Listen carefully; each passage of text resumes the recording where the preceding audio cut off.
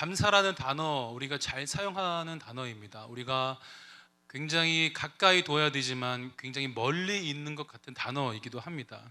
성경에 기록되어 있는 단어 중에 가장 많이 기록되어 있는 단어 가운데 하나가 감사입니다. 그만큼 하나님의 백성에게 있어서 이 감사라는 것은 정말 중요한 것입니다. 우리는 감사하면서 살아가요. 우리는 늘 감사하다고 얘기합니다. 그리고 성경도 거듭해서 감사하라고 말씀하고 있어요. 우리가 잘 알고 있는 말씀처럼 항상 기뻐하라, 쉬지 말고 기도하라, 범사에 감사하라. 그렇게 이는 그리스도 예수 안에 있는 하나님의 뜻이라고 그렇게 말씀하고 있습니다. 그리고 시편 50편 23절은 이렇게 말씀하고 있습니다. 감사로 제사를 드리는 자가 나를 영화롭게 하나니, 그렇게 말씀하고 있습니다. 신앙생활 하면서 제가 참 아름답게 느끼는 것이 하나 있습니다. 여러 가지 있겠지만 그 중에 참 이거 아름다운 신앙의 모습이다라고 말할 수 있는 게 저는 감사 헌금이라고 생각합니다. 하나님께 감사의 마음을 담아 드리는 예물이기 때문에 개인적으로 참 저는 이것을 아름다운 것이라고 생각합니다.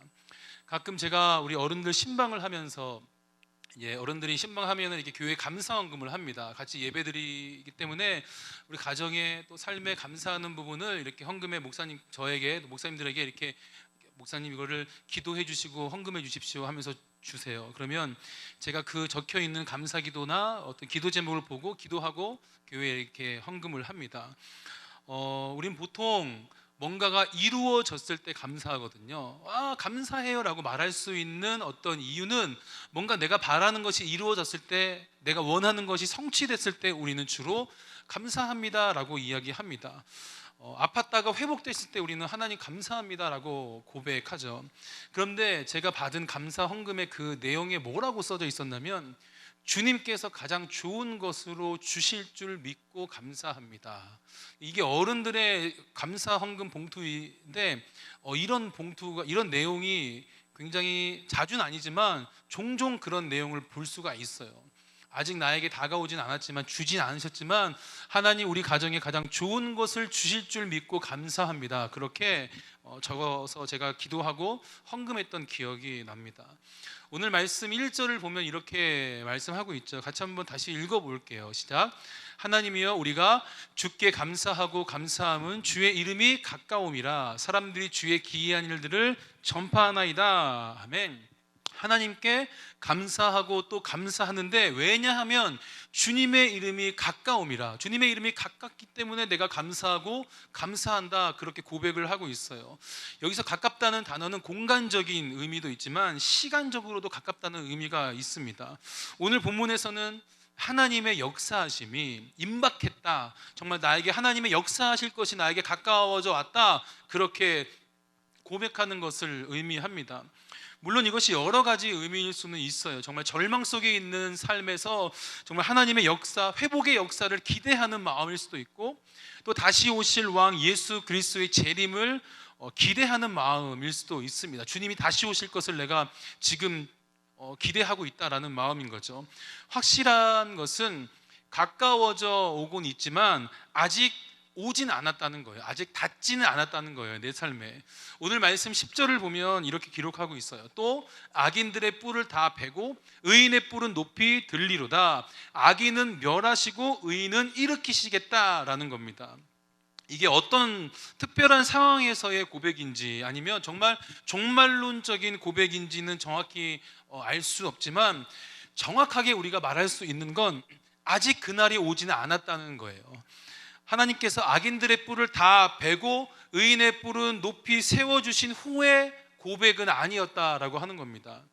이미 나에게 닿은, 내 삶에 다가온, 내 삶에 응답되어진 것에 대한 감사가 아니라 나에게 주어진 것에 대한 감사가 아니라는 겁니다.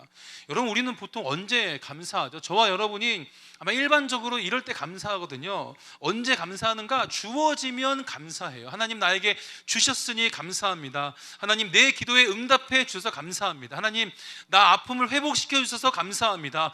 하나님 대학에 입학하게 해주셔서, 직장에 취업하게 해주셔서 감사합니다. 그것이 일반적인 우리의 감사라는 겁니다.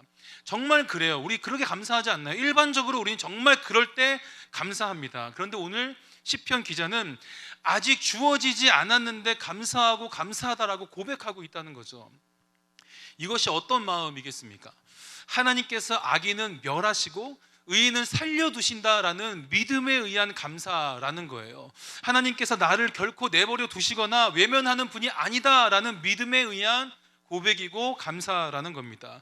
그렇게 믿는 사람은 원망하지 않아요. 그렇게 믿는 사람은 불평하지 않습니다. 하지만 주셔야만 감사하고 응답하셔야만 감사하는 사람은 원망하고 불평할 수 있는 삶의 이유들이 많다는 거예요. 언제 하나님이 주지 않으셨을 때 우리는 감사하지 않고 원망하고, 하나님께서 응답하지 않으셨다라고 생각할 때 우리는 불평한다는 겁니다. 그래서 우리의 삶에 원망과 불평이 많은 거예요. 여러분 생각해 볼게요. 여전히 수많은 적들에게 포위가 되어 있는 상황이죠.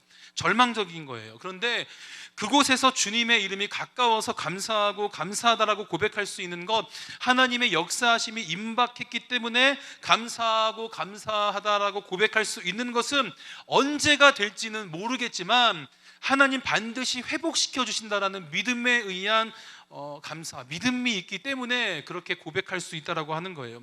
하나님은 일으켜 주실 거야. 나 포위되어 있지만 하나님 나 보호하여 주실 거야. 정말 선한 힘으로, 선한 능력으로 오늘도 변함없이 나를 지켜주고 계신다라는 믿음에 의한 감사의 고백이다라고 하는 거예요.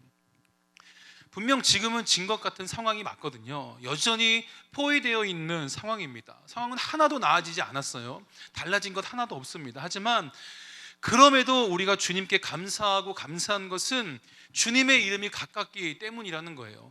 여러분, 우리는 되게 이 믿음의 고백이 우리랑 멀다고 생각하는데 여전히 우리는 이거 내가 아는 거 알지만 우리는 정말 감사하지 못하거든요. 우리는 정말 그래 내가 그럼에도 불구하고 하나님께 감사할 수 있어야 되지라고 알고 있지만 우리는 정작 나에게 응답되지 않은 것에 대해서는 우리는 감사하지 않는다는 거예요. 하나님의 역전의 역사가 반드시 임할 것이다 라는 믿음이 우리 가운데 있다면 우리는 감사하고 감사하다라고 말할 수 있다라고 하는 겁니다. 우리 그 믿음이 있으면 고백할 수 있어요. 하나님이요, 우리가 주께 감사하고 감사함은 주의 이름이 가까움이라. 여러분, 그거 우리 믿을 수 있지 않겠어요? 여러분이 만약에 사방에 우겨쌈을 받고 있다고 생각해 보세요. 여러분 정말 하나님이 나를 내치셨다고 생각합니까? 내가 너무 위험하고 힘겨운 상황에 있을 때 우리의 마음에 품은 우리의 믿음의 고백이 뭔가요? 하나님 나를 버리셨군요. 우리 그렇게 고백합니까? 우리의 마음에 우리가 어려움과 상황을 너무 그 절망을 크게 봐서 그렇게 고백하지 못하는 것이지, 우리는 마음 한켠에 그런 믿음이 있어요. 하나님은 나를 지켜주신다. 우리 그런 믿음이 있거든요. 근데 그 믿음 붙잡으면 우리 감사하고 감사합니다라고 말할 수 있다라고 하는 거죠. 여러분, 제가 확실하게 말할 수 있는 건 우리 주님은 결코 우리 내팽개치시거나 우리 방치하지 않으신다라고 하는 거예요. 1절에서 주의 이름이 가까움이라, 이 가깝다는 것은 여러분 공간적인 의미가 있고 시간적인 의미가 있다라고 했습니다. 그런데 정말 중요한 의미가 여기에 담겨져 있어요. 가까움이라는 단어에 어떤 단어적인 의미가 있냐면 가족 관계의 의미가 이 단어 안에 담겨져 있어요. 가족 관계 안에서의 가까움이라는 의미입니다. 하나님이 우리의 어떤 분이시죠? 하나님이 우리랑 얼마나 가까우시죠? 하나님 나랑 친한 분, 나를 아시는 분 정도인가요? 우리는 하나님을 어떻게 고백하냐면 아버지라고 고백합니다. 그분은 우리를 자녀 삼으신 주님이에요. 하나님과 나와의 관계가 그 정도의 가까운 관계이다라고 하는 겁니다. 역대상 29장 11절을 보면 이렇게 말씀하고 있죠. 같이 읽어볼게요. 시작. 여호와여, 위대하심과 권능과 영광과 승리와 위엄이 다 주께 속하였사오니 천지에 있는 것이 다 주의 것이로소이다. 여호와의 주권도 주께 속하였사오니 주는 높으사 만물의 머리이심이니라. 아멘. 위대하심과 권능과 영광과 승리와 위엄의 주님, 그 하나님이 내 아버지가 되시면 내가 완전히 포위되어 있는 절망의 상황 속에서 우리는 어떻게 고백할 수 있는가? 1절처럼 하나님이여 내 아버지시여, 우리가 주님께 감사하고 감사함은 주의 이름이 가까움이라, 그렇게 고백할 수 있다라고 하는 거예요. 주님이 내 아버지시니까 내가 이 절망의 상황 속에서 주님 감사하고 감사할 수 있습니다. 우리 그렇게 외칠 수 있다는 거예요. 성경 속의 상황을 생각해 보죠. 애굽의 병사가 출애굽한 이스라엘 백성을 쫓아왔습니다. 이스라엘이 좋아서, 이스라엘이 보고 싶어서 그들이 쫓아왔을까요? 죽이기 위해서 그들을 쫓아갔어요. 이스라엘 어떻게 했죠? 이스라엘 원망했습니다. 불평했어요. 우리를 여기다가 죽이려고, 애굽 땅에 우리를 정말 장사할 공간이 없어서 우리를 여기다가 죽이려고 했구나, 원망했어요. 그런데 그 많은 원망 속에서 한 사람은 굳게 믿고 있었습니다. 한 사람은 정말 오늘 말씀 1절의 고백을 마음에 담고 있었던 거예요. 적어도 이 한 사람은 하나님께서 우리를 보호하신다라는 믿음으로 그곳에 서 있었다는 거예요. 그리고 그 한 사람의 믿음처럼 하나님은 이스라엘을 건져 주셨다라고 하는 겁니다. 보호해 주셨어요. 역전시켜 주십니다. 모세, 이 한 사람의 믿음이었거든요. 아수르 왕 사네립이 예루살렘을 함락하기 위해서 완전히 포위합니다. 수십만의 군대를 이끌고 예루살렘을 정말 겹겹이 포위했어요. 누가 봐도 이스라엘은 끝났습니다. 절망적이었죠. 사네립의 군대 장관이 항복하라고 이렇게 막 조롱하면서 이스라엘을 모독합니다. 이 말을 들은 히스기야가 어떻게 행동하는가? 자신의 옷을 찢고 굵은 베옷을 입고 하나님 앞에 엎드려 기도했어요. 그리고 엘리야김과 셈나와 제사장들에게 이스라엘한테 가서 기도를 요청해 달라고 이야기합니다. 얼마 후에 이사야에게로부터 하나님께서 사네립을 꺾으실 거다라는 말을 듣게 됩니다. 그때 어떤 고백을 할 수 있게 되는가? 1절 고백이에요. 하나님이여, 우리가 주께 감사하고 감사함은 주의 이름이 가까움이라. 절망적인 상황이지만, 아수르에게 둘러싸여 있는 상황이지만, 이사야로부터 하나님의 말씀을, 음성을, 약속의 말씀을 들었어요. 사네립을 반드시 꺾을 것이다. 사네립을 하나님께서 꺾어주실 것이다. 그렇게 그 약속의 말씀을 듣게 됩니다. 어떻게 되죠? 하나님의 역사하심이 임박할 거라는 믿음이 당연히 히스기야에게 생기겠죠. 이렇게 고백했을 거예요. 하나님이여, 내가 주님께 감사함은 하나님의 역사가 이제 임박할 것이기 때문에 내가 감사하겠습니다. 그렇게 고백할 수 있다라고 하는 겁니다. 결과가 어떻게 됐죠? 열왕기하 19장 35절을 보면 이렇게 말씀하고 있어요. 같이 한번 읽어볼게요. 시작. 이 밤에 여호와의 사자가 나와서 아수르 진영에서 군사 18만 5천 명을 친지라. 아침에 일찍 일어나 보니 다 송장이 되었더라. 그게 그 결과입니다. 이사야를 통해서 들은 그 하나님의 약속이 성취가 되었어요. 주의 이름이 가까움이라. 임박했던 하나님의 역사가 이루어졌다라고 하는 거예요.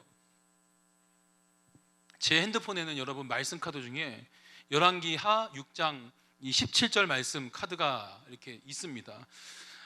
우리 주제 말씀에서 제가 묵상했던 말씀인데 읽어드릴게요. 기도하여 이르되 여호와여, 원하건대 그의 눈을 열어서 보게 하옵소서 하니 여호와께서 그 청년의 눈을 여심해 그가 보니 불말과 불병거가 산에 가득하여 엘리사를 둘렀더라. 여러분, 아람 군대가 엘리사가 있는 곳을 포위했습니다. 그걸 눈으로 본 엘리사의 사환이 엘리사에게 뭐라고 얘기하냐면, 주여, 우리가 어찌 하오리까, 막 이렇게 이야기합니다. 절망에 빠져서요. 근데 엘리사가 그 사환에게 이렇게 선포하죠. 대답하되 두려워하지 말라. 우리와 함께한 자가 그들과 함께한 자보다 많으니라 하고 그렇게 말씀합니다. 그 다음에 조금 전에 읽었던 열왕기하 6장 17절 말씀이에요. 하나님께서 그 사환의 눈을 열어주셔서 불말과 불병거가 산에 가득하여 엘리사를 두르고 있는 것을 보게 됩니다. 그리고 그것을 본 사환이 어떤 찬양을 부를 수 있었을까요? 보지 못하고 있었는데 그 불말과 불병거를 딱 보는 순간 이 사환이 어떤 노래를 부를 수 있었을까요? 전 이 찬양이 갑자기 생각났어요. 거짓과 속임수로 가득 찬 세상에서 어디로 갈지 몰라 머뭇거리고 있네. 공중의 권세 잡은 자 지금도 우리들을 실패와 절망으로 넘어뜨리려 하네. 하지만 주위를 둘러보면 아무도 없는 듯 믿음의 눈을 들면 보이는 분 계시네. 지금도 내 안에서 역사하고 계시는 사망과 어둠의 권세 물리치신 예수님, 그 주님을 향한 믿음이 있다면 우리가 어떻게 행하게 되는가? 후렴 한번 불러볼까요?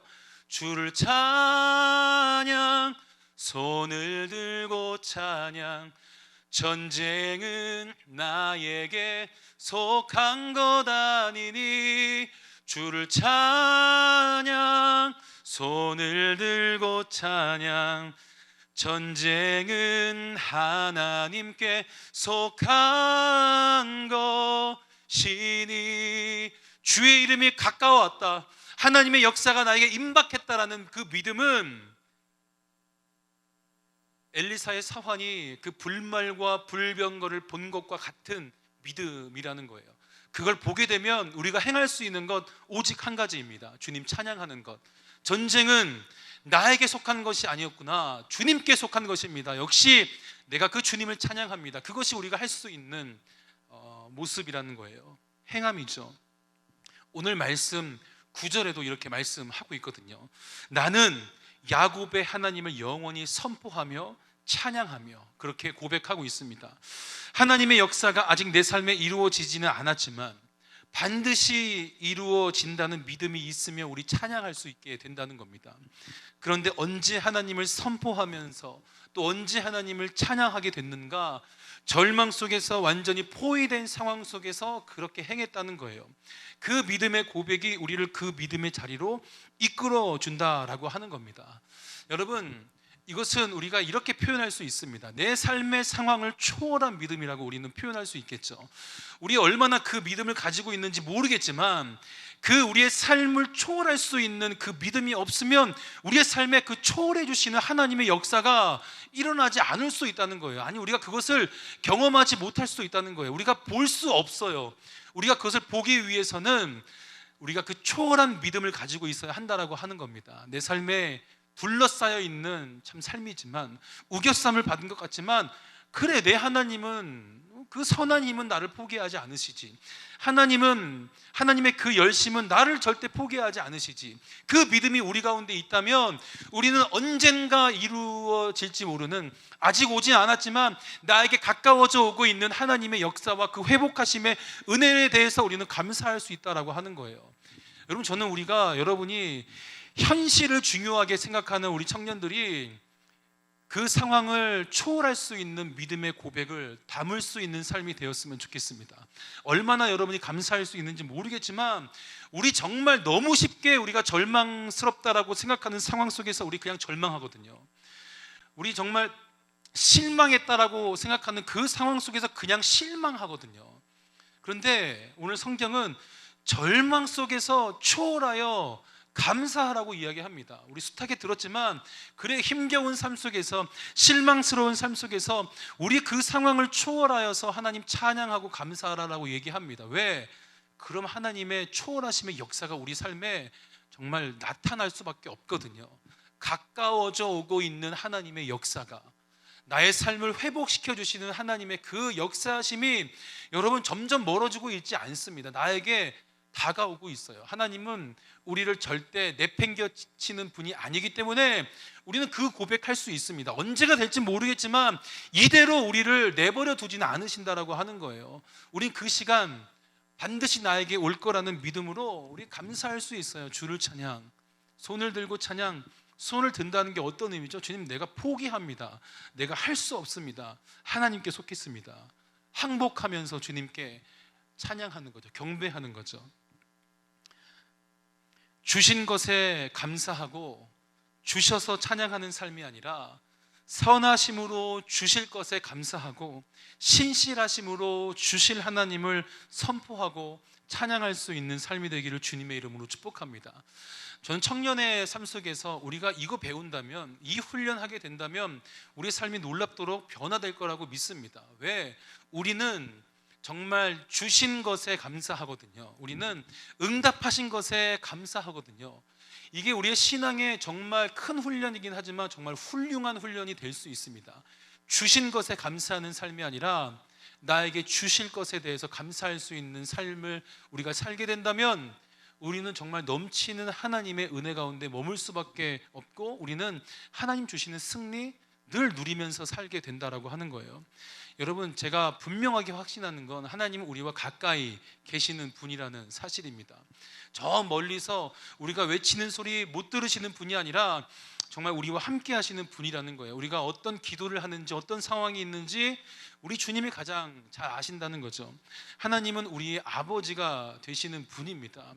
주님의 주의 이름이 가까워온다, 가까워옴으로 그 고백은 정말 주님이 내 아버지가 되신다라는 고백과 같습니다.